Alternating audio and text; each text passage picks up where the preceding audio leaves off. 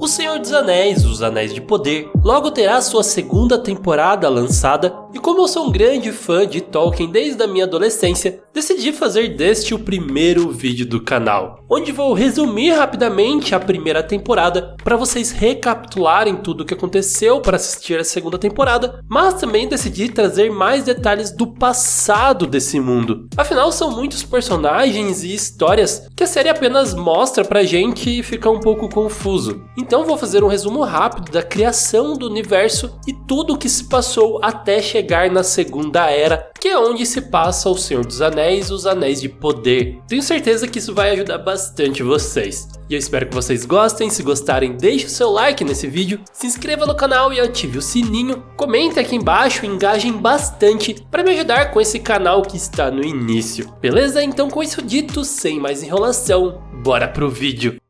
Tudo começa com um ser todo poderoso chamado Eru Ilúvatar, e ele acabou criando os Ainur, que são espíritos com pensamentos independentes e com vários níveis de poder. Ele então orquestra uma música com esses espíritos. Porém, Melkor, um dos mais poderosos dos Ainur, decide ir contra a harmonia que eles estavam criando, usando notas altas e repetitivas. E quando a música acabou, Eru acabou mostrando a eles o resultado dela, uma visão de um mundo que eles criaram chamado Arda, com uma natureza exuberante, povoado por criaturas que vivenciariam a alegria, a paz e o triunfo. Mas por culpa das notas do Melkor, eles também vivenciariam a crueldade e o sofrimento. Encantados com aquilo, eles decidem fazer esse mundo se tornar uma realidade, e Eru concede isso a eles, com a condição de que quem fosse fazer esse mundo deveria viver por lá até o fim do ciclo desse mundo. Então alguns Ainur decidiram ficar, enquanto os outros foram para essa missão de criar Arda. E dentre desses espíritos existiam 14 mais poderosos, conhecidos como Valar, que liderariam as criações com a ajuda dos espíritos de level inferior chamados Maiar. Porém, Melkor se rebelou contra os seus irmãos e queria que ele fosse o governante de toda a Arda. Porém, ele estava em desvantagem numérica e sempre tentaria alcançar um poder para desafiar os seus irmãos. E ao perder a primeira batalha, ele se refugiou. E o mundo viveria a primeira era conhecida como a Era das Lâmpadas. Afinal, os Valar criaram 2 lâmpadas que iluminavam o mundo. E isso durou por milhares de anos, até o Melkor juntar forças suficientes e conseguir destruir essas 2 lâmpadas, o que causou uma grande destruição do mundo, o dividindo em continentes, onde os Valar se refugiariam para o oeste, no continente chamado Aman ou Valinor, o lar para as criaturas imortais, onde os Valar construiriam 2 grandes árvores que iluminariam aquele continente, e esse ficaria conhecido como a Era das Árvores, e podemos ver elas na cena da infância da Galadriel. Nessa época, os elfos acordariam, a primeira criação de Eru a povoar Arda, e como o resto do mundo estava pairando sob a escuridão, e o Melkor se refugiava no que seria o norte da Terra-média, os Valar criaram as estrelas para iluminar o resto do mundo. E foi nesse período quando o Melkor tentava crescer o seu poder, juntando um exército de criaturas malignas, que ele conseguiu capturar os elfos e experimentar com eles, e isso é o que daria origem aos Orcs, esses primeiros elfos desconfigurados conhecidos como Morindor. E a gente pode ver um deles na série, que é o Adar. Você já tinha percebido que os Orcs também têm orelhas pontudas? Isso é porque eles se originam dos elfos desconfigurados com magia negra. Mas enfim, depois de descobrir isso, os Valar furiosos vão atrás do Melkor e conseguem capturá-lo. E foi nessa época de paz que surgiu o maior artesão e um dos maiores elfos de todos os tempos, Fëanor, que criou as Silmarils, pedras que replicavam a essência das árvores e eram extremamente poderosas e lindas. Até mesmo os Ainur a admiravam. Porém, o Melkor conseguiria escapar da sua prisão com a ajuda de uma aranha gigante conhecida como Ungoliant. Eles destruíram as árvores, mataram o rei Finwë, roubaram a Silmarils e fugiram para a Terra-média. Fëanor assumiria como rei dos Noldor. Em busca de vingança, formariam um exército de elfos que deixariam Valinor e iriam até a Terra-média para lutar contra o Morgoth. E isso seria o início da Primeira Era, onde o Sol e a Lua foram criadas para iluminar todo o mundo e onde os humanos e os anões começaram a viver na Terra, junto com os elfos que agora também estavam na Terra-média. E eles faziam resistência a Morgoth.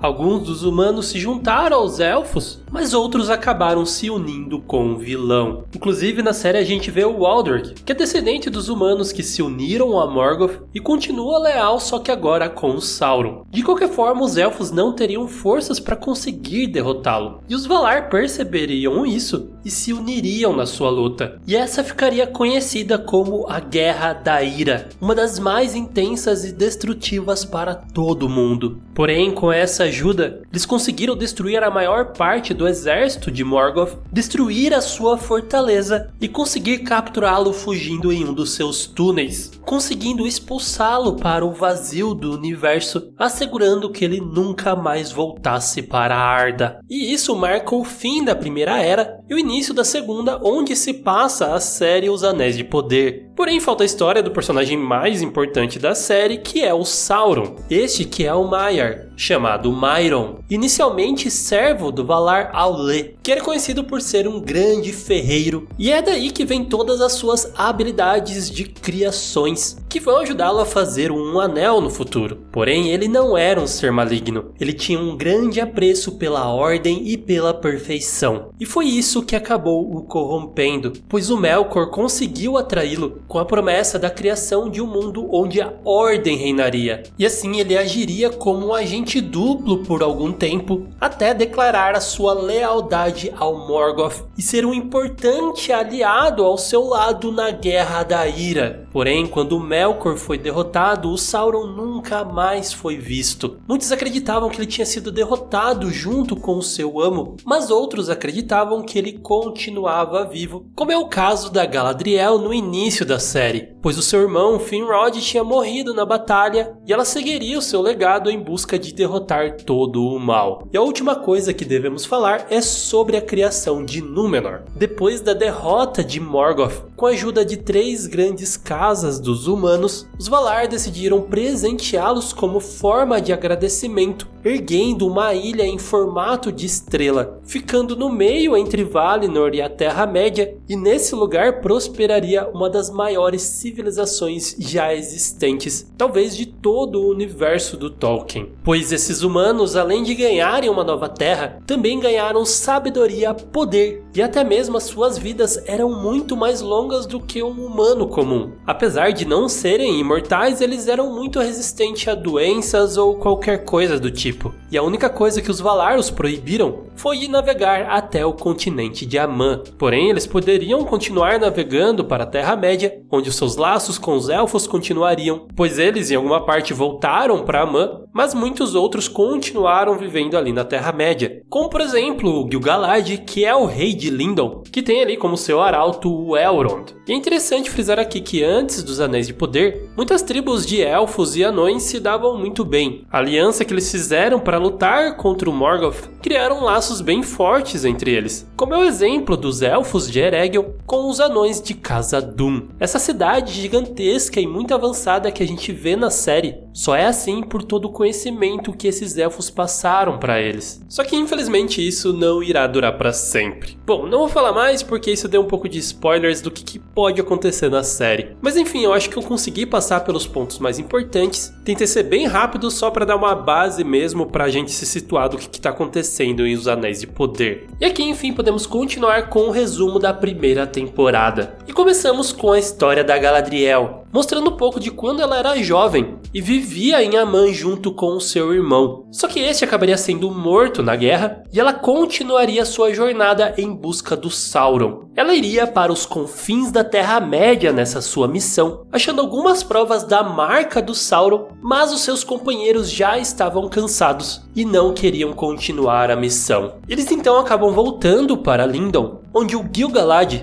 presentearia esses guerreiros com uma passagem de volta para Aman. Só que não era isso que a Galadriel queria. Ela sabia que algo estava errado, então pula do barco no último segundo. E a gente conheceria também as pessoas das Terras do Sul. Esses humanos que na guerra contra o Morgoth se aliaram com o lado do mal. Por isso eles são tão pobres, têm que trabalhar muito e ainda são vigiados pelos elfos para garantir que eles não continuem do lado do mal. Só que por achar que o mal não mais existia, os elfos foram retirados dos seus postos avançados. Porém, um desses elfos, chamado Arondir, que está apaixonado pela curandeira da cidade, a Brówin, não quer sair de lá, e eles juntos acabam descobrindo uma vila que tinha sido destruída. Afinal, os orcs estavam avançando naquelas terras em busca de uma arma que estava com o Aldrich, mas é encontrada pelo Theo, filho da Browning, e também teria os Pés Peludos, que seria uma espécie de ancestrais dos hobbits, que como eles não têm grandes desejos por aventuras, a não ser a pequena Nori,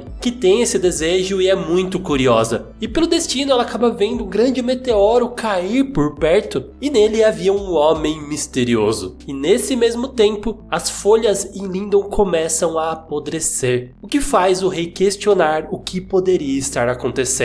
Erondir e Browning começam a explorar e descobrem diversos túneis, que é como os orcs estavam se movimentando sem ser vistos. A Browning luta contra um dele, arranca sua cabeça e leva até seu povo para provar que eles estavam correndo grande perigo. Porém, o Erondir acaba sendo pego em um desses túneis. Já na cidade dos elfos, Elrond é designado a ajudar em uma criação do Celebrimbor. Este que é o último da linhagem da casa de Fëanor, que foi o criador das Silmarils. E ele também queria fazer algo muito impressionante, uma forja capaz de criar anéis extremamente poderosos. E para isso eles precisariam da ajuda dos anões de Khazad-dûm. E aí que entra o Elrond, pois ele tinha uma amizade com o príncipe Durin. Enquanto isso, a Galadriel encontra os vestígios de uma embarcação com algumas pessoas, só que eles são atacados por um monstro marinho. E apenas ela e mais um homem chamado Halbrand acabam sobrevivendo. E ela acredita que ele é o verdadeiro rei das Terras do Sul por conta de um brasão que ele carrega. Enfim, eles acabam sendo resgatados por um navio de Númenor, se encontrando com a rainha Míriel. A Galadriel pede para ela fornecer um navio para a Terra-média, só que eles não têm uma relação tão boa mais com os elfos e não deixa ela ir embora por enquanto. O Halbrand até tenta se enturmar e virar um ferreiro, mas acaba brigando com um monte de gente e acaba preso. E a Galadriel descobre que o símbolo do Sauron não era um tridente, mas sim a parte de um mapa das Terras do Sul. Já os Pés Peludos estão migrando para conseguir mais comida, e a família da Nori acaba ficando para trás porque seu pai está com a perna quebrada, e por princípios os outros não parariam para ajudá-los. Só que aí o estranho acaba se revelando e ajudando eles. Já o Erondir estava sendo obrigado a cavar túneis para os orcs, junto com outros elfos que ele já conhecia. E assim ele tenta tramar uma fuga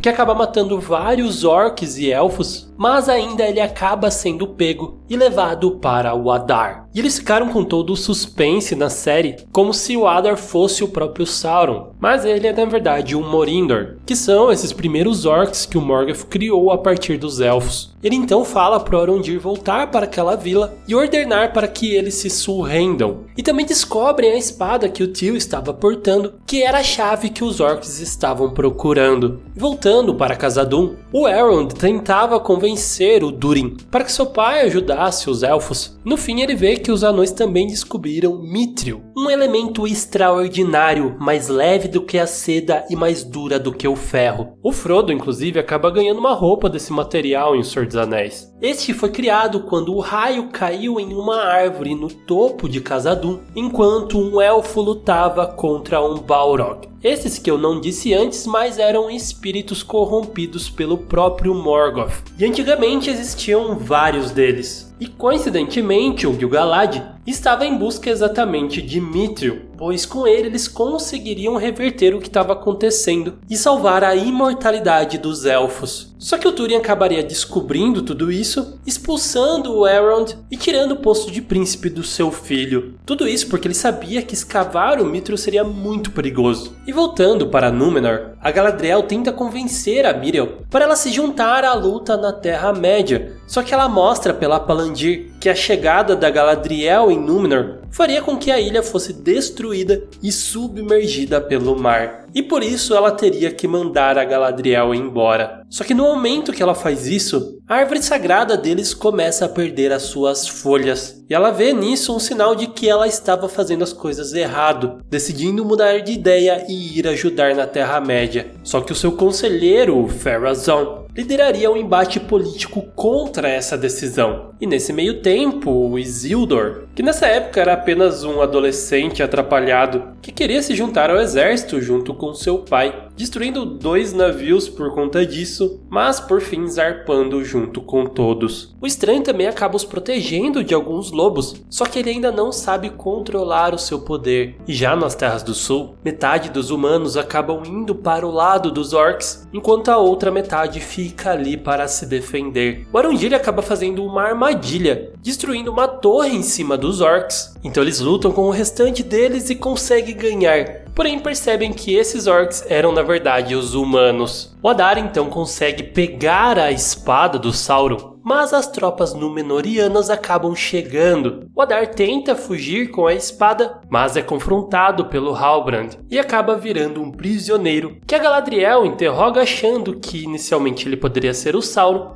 mas ele explica sua natureza, dizendo que ele só busca um lar para sua espécie. E ele tinha trocado as espadas, entregando a verdadeira para o Waldrag, que revela ser uma chave para abrir uma barragem que, usando os túneis que eles fizeram, a água chega até dentro de uma montanha que era na verdade um vulcão. E este entra em erupção, causando uma destruição gigantesca. Tudo é coberto por fumaça, fogo, lava, e as terras do sul acabam se tornando o que ficaria conhecido como Mordor. Um monte de gente acaba morrendo com isso, o Isildur acaba sendo soterrado, a Míriel perde a sua visão, e a Galadriel vai com Halbrand em busca de reforços. Já as coisas com os pés peludos ficam complicadas porque o estranho tem um poder demasiado que ele não sabe controlar, e a Nori fica muito triste com isso, achando que ele é muito perigoso, o mandando embora. Só que nesse meio tempo, umas bruxas estranhas estavam atrás dele porque elas achavam que ele era o Sauron, e elas queriam despertar o seu poder, o que até mesmo ele fica confuso sobre quem ele é. Mas enfim, em um diálogo com a Nori, ele percebe que ele não é o Sauron, ele veio ao mundo para fazer o bem, e assim acabando com as bruxas. Porém, o líder dos pés peludos acaba morrendo. A Galadriel e o Halbrand chegam em Lindon e ele se aproxima muito do Celebrimbor, mostrando que ele realmente tem muitos conhecimentos de criação e forja, dando uma solução para os elfos. Porém, a Galadriel começa a desconfiar dele. Fazendo uma pesquisa profunda, ela descobre que a linhagem real das Terras do Sul realmente tinha terminado. Ele não era quem dizia ser. Então, depois de confrontá-lo, ele finalmente revela sua verdadeira identidade, sendo nada mais e nada menos do que o próprio Senhor das Trevas, o Sauron. Ele tenta persuadi-la com suas palavras, a convidando a reinar o mundo ao lado dele, mas é claro que ela recusa.